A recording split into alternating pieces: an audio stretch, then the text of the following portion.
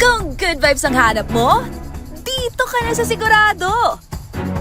Mula sa mga istoryang nagbibigay ng inspirasyon hanggang sa mga kwentong may dalang solusyon. Mga balitang pampagaan ang pakiramdam at pampaganda ng araw. Hindi lang basta good news, kundi the better news. Mula Lunes hanggang Biyernes, 1:00 ng tanghali sa DZRH TV. Magandang araw Pilipinas! Nasaang sulok ka man ng bansa, kasama ka sa aming misyon. Ang ibahagi ang good news. Sa programang hindi lang basta balita ang hatid, kundi mga kwentong puno ng pag-asa, inspirasyon at mahalagang kaalaman. Live tayo sa DZRH TV Facebook, YouTube at DZRH News website. Ako po si Rovic Manuel at ito ang The Better News. Una sa Pilipinas, una sa Pilipino. Sa ating The Better News ngayong araw, proteksyon ng pamahalaan sa media, tiniyak ni Pangulong Bongbong Marcos, mga proyekto ng administrasyon, inilatag. 50% discount sa MRT3 at LRT2 para sa mga commuter, ipinatupad ng DOTR. Fun run laban sa tuberculosis, pangungunahan ng Department of Health sa March 21. Orthopedic Care Package, alok na ng PhilHealth sa Davao del Norte. National Samba Open, umarangkada sa Davao City. At Regine Velasquez, itinanghal na Woman of the Year 2026 ng Billboard Philippines. Sa ating unang The Better News ngayong araw, pinangunahan ni Pangulong Bongbong Marcos Jr. ang panunumpa ng mga bagong opisyal ng kapisanan ng mga broadcaster ng Pilipinas o KBP sa Malacanang. Kasabay nito, ipinangako rin ni PBBM ang proteksyon ng pamahalaan sa media workers at inilatag ang mga proyekto ng administrasyon. Ang mga kaganapan eksklusibong tinutukan ni Mili Borja. Isang pamahalaang handang magtanggol sa media. Yan ang iniwang pangako ni Pangulong Bongbong Marcos sa harap ng mga miyembro ng kapisanan ng mga broadcaster ng Pilipinas, kasabay ng panawagang tulungan ng bansa sa gitna ng global crisis. Tiyak natin na sa bawat banta may gobyernong handang magtanggol sa inyo. Yan ang pagtitiyak ni Pangulong Ferdinand R. Marcos Jr. para sa mga mamamahayag sa bansa, kasabay ng pagkilala sa patuloy na panganib na kinakaharap ng mga ito sa kanilang tungkulin.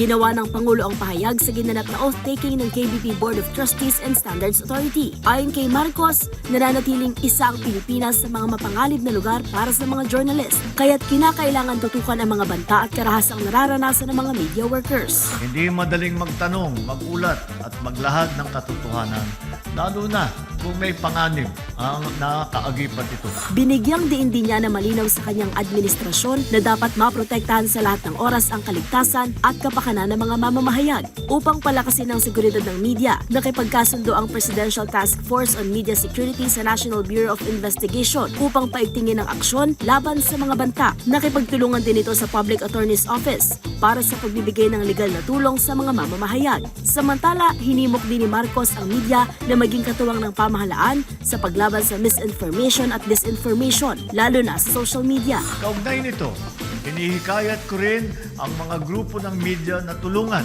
ang ating mga kababayan upang alamin at tukuyin ang totoo at kung ano ang fake news.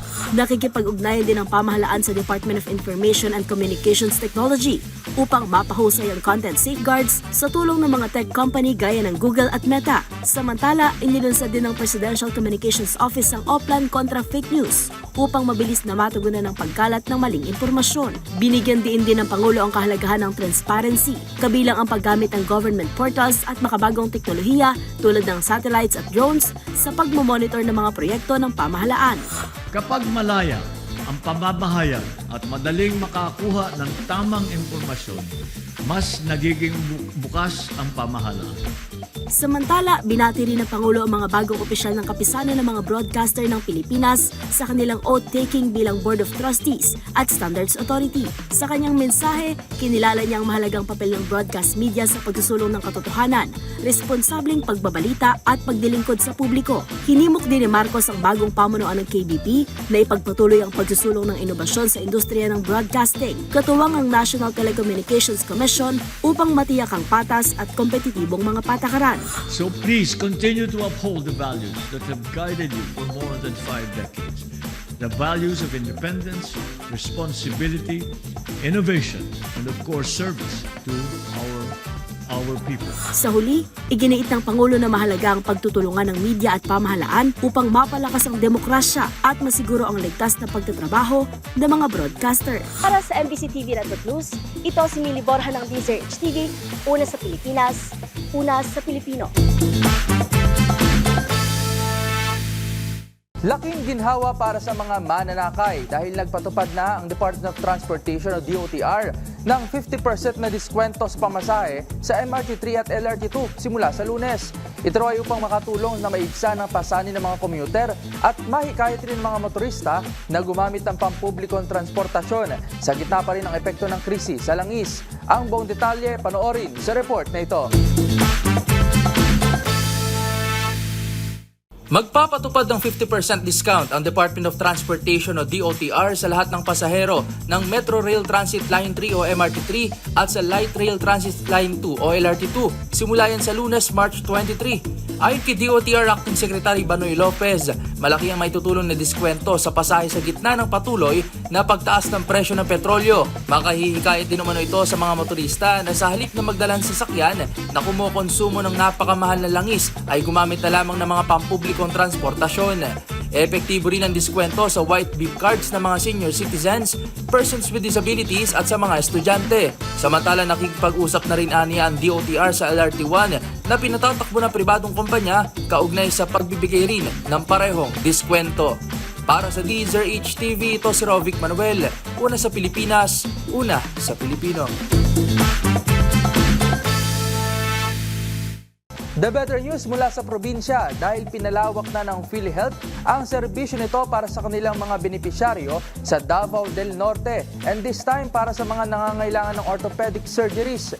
Sa ilalim kasi ng benefit package, i-cover na ng PhilHealth ang ilang operasyon gaya ng hip replacement at fracture fixations. Ang buong detalye sa report ni Dustin Bayog.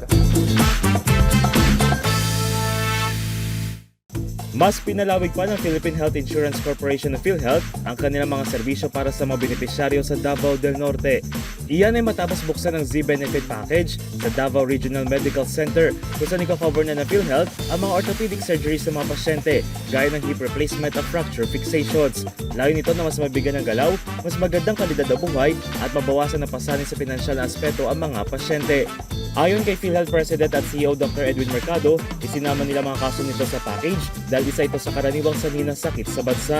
Upang makapag-avail, kailangan miyembro dependent ang isang pasyente at sasailalim sa screening examination kung saan ipapasa ng ospital ang mga dokumento kabilang clinical pathway manual. Sakop nito ang fixed rates gaya ng mga implant, bayad sa ospital at bayad sa mga doktor. Samantala bago ang DRMC, 2 pasilidad pa lamang sa Region 11 ang nakakapagbigay ng naturang benefit package. Para sa DZRH TV, ito si Dustin Bayog, una sa Pilipinas, una sa Pilipino. Kaway-kaway para sa mga runners out there. Kung naghahanap ka ng isang espesyal na running event na hindi lang perfect pampapawis, kundi may kaakibat din na magandang layunin, huwag nang magpatumpik-tumpik pa dahil sagot ka na ng Department of Health. Ang mga detalyeng dapat mong malaman, alamin sa report ni Arnold Herrera. When fitness and advocacy meet, siguradong walang maiiwan. Hinihikayat ng Department of Health ang publiko na makiisa sa isang espesyal na TB3 Generation Fun Run, bitbit ang advokasya para ipalaganap ang kaalaman at wakasan ang banta ng tuberculosis sa bansa. May 3 itong kategorya, 1, 3 at 5 kilometers, kung saan ang top 3 finishers ng bawat distance category ay magkakamit ng tumataginting na 3,000 piso, 2,000 piso at 1,000 piso. Gaganapin ang aktibidad sa March 21, araw ng Sabado, na babagtasin ang bahagi ng Arca South sa Taguig.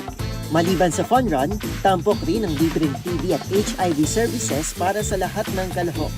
Sa mga nais sumali, pwedeng iscan ang kanilang QR code na nakalagay sa promotional poster at magparehisto on-site sa mismong race day sa ganap na alas 3:30 ng madaling araw.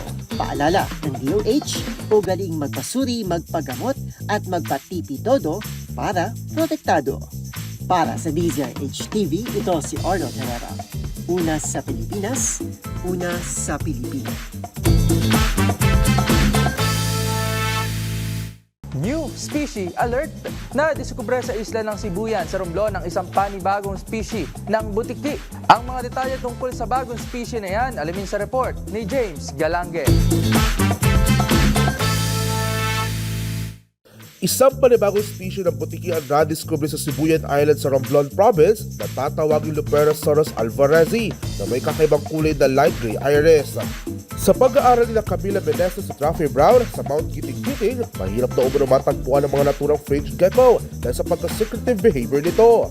Ito ay may pinagsama-sama morphological features kabila ng cutaneous expansions o epidermal at kapansin-pansin na makapal nitong balat. Samantala, ang scientific team naman ng butiki ay mula sa matagal na pagsasaliksik na yumaong Philippine wildlife biologist na si James Alvarez. Habang ayon naman sa Philippine Biodiversity Conservation Foundation Incorporated, ang bagong discovery na ito ay isa raw nilang patunay sa pagiging mega biodiverse ng bansa at ang pananagutan na pahalagan at protektahan ito. Para sa DZRH TV, ito si James Galange, una sa Pilipinas, una sa Pilipino. Dako naman tayo sa ibayong dagat. Nakiisa ang Filipino community sa Ireland sa pagunita ng St. Patrick's Day, isang religious festival na itinuturing din bilang isang national holiday doon, kung saan kasama rin silang nakimarcha sa parada at may pa-float pa bilang pagpapakita ng malapit na ugnayan ng dalawang bansa. Habang dito naman sa Pinas, ipinagdiwang ang St. Patrick's Day sa Ayala Triangle Gardens sa Makati. Tampok din ang Irish culture. Si St. Patrick ay isang batang Roman missionary noong 4th century na nagtungo sa Ireland upang magpalaganap ng salita ng Diyos sa edad na 16. The better news sa mundo ng palakasan, umarangkada na ang National Sambo Open sa Davao City. Maliban sa tagisan ng mga atleta, bibida rin ang mga coaching clinics at officiating workshops. Basta siblitang sports, ihahatid yan ni Matchpoint, Mili Borja. Formal nang nagbukas ang National Open ng Pilipinas Sambo Federation Incorporated sa Santa Ana National High School sa Davao City. Tampok ang 3 araw na kompetisyon at mga programang magpapaigting sa grassroots development ng sport. Dinalawan ang pagbubukas ng torneo nila Patrick Gregorio, Chairman ng Philippine Sports Commission, City Sports Development OIC na si Michael Aportadera, School Principal na si Welito Rizal at PSFI President na si Paulo Tangkotyan. Bukod sa kompetisyon, tampok din sa 3 araw na event ng coaching clinics at officiating workshops na pinangunahan ng mga international expert mula sa Indonesia at Malaysia na layong palakasin ang pundasyon ng sambo sa bansa. Ayon kay Gregorio, patuloy ang suporta ng PSC sa mga programa ng sambo, kabilang ang posibleng pag-host ng international events. Nagbibigay inspirasyon din sa mga kalahok ang presensya ng world-ranked athletes na sina Sidney C. Tangkotyan at Chino C. Tangkotyan na nagsisilbing huwaran sa mga batang sambes na lumalawak sa torneo na ginanap mula March 15 hanggang 17. Inaasahang magsisilbing mahalagang hakbang ang naturang torneo sa patuloy na pag-unlad at papagpapalawak ng sambo sa Pilipinas. Para sa DZRH TV, ito si Mili Borja, una sa Pilipinas, una sa Pilipino. Inilabas na ng Billboard Philippines ang listahan ng mga bibigyang pagkilala sa Women in Music 2026 at sa taong ito, si Asia Songbird Regine Velasquez ang itinanghal na Woman of the Year. At kung sexiest woman alive naman ang pag-uusapan, ang aktres na si Janine Gutierrez ang nakasungkit ng titulo na yan. Narito ang report ni Showbiz Angel. Si Asia Songbird Regine Velasquez ang kinilalang Woman of the Year para sa ikatlong taon ng Billboard Philippines Women in Music. Sa March 24, opisyal na igagawad ang naturang pagkilala sa mga awit para sa kanyang di matawarang kontribusyon sa mundo ng OPM. Ang araw-gabi hitmaker, inilarawan nga ng Billboard bilang benchmark of excellence in Filipino music dahil sa kanyang 4 na dekadang pamamayagpag sa industriya, patunay dyan ang kanyang chart-topping albums at sold-out shows sa loob at labas ng bansa. Bukod kay Regine, kabilang din sa mga bibigyang pagkilala sa Women in Music 2026 ay ang P-pop groups na BINI at G22, gayon din sina Lolita Carbon, Yan Constantino at KZ Tandingan. Samantala, kung sexiest woman alive naman ang pag-uusapan, si Janine Gutierrez ang may hawak ng titulo. Ayon sa Esquire Philippines, dahil daw ito sa effortless poise and intellect ng 36-year-old actress. Para kay Janine, ang pagiging sexy comes from within. Sa mga bagay niya na kanyang pinaniniwalaan, paano makitungo sa iba at energy na dinadala sa mundo.